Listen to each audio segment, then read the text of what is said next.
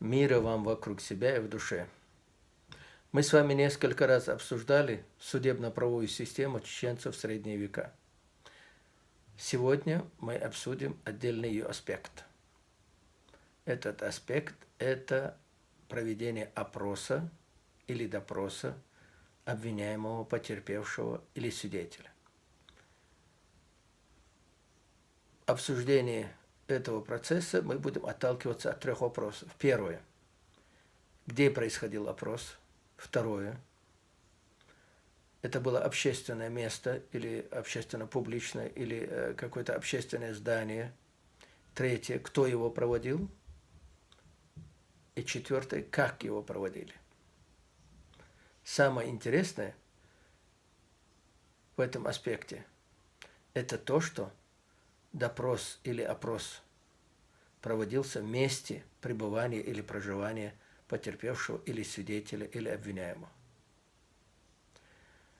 В любом крупном населенном пункте было построено общественное здание для проведения этих процедур.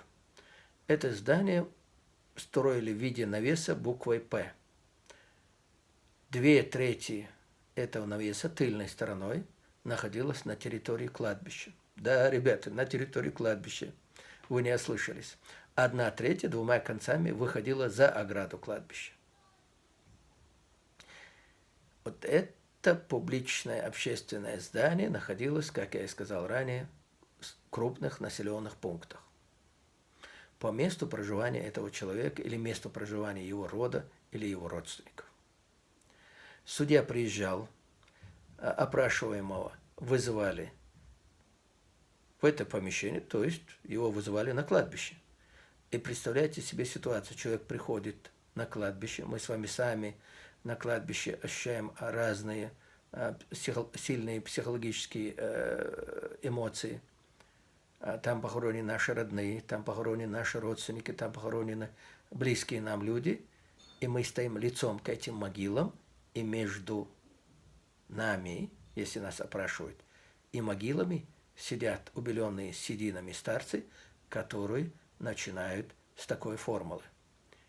Ты должен поклясться могилами своих предков, могилами своих родителей и всех близких людей, которые похоронены на этой кладбище, что ты будешь говорить правду.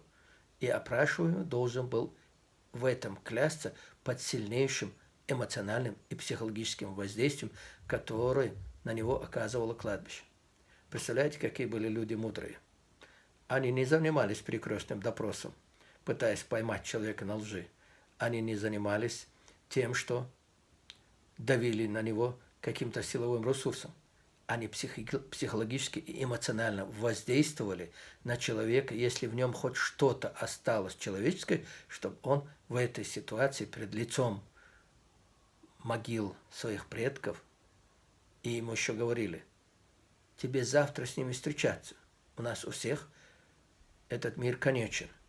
И тебе придется ответить, что клялся ты ими и врал. Да, мудрые были ребята. Представляете, как они умели воздействовать на опрашиваемого.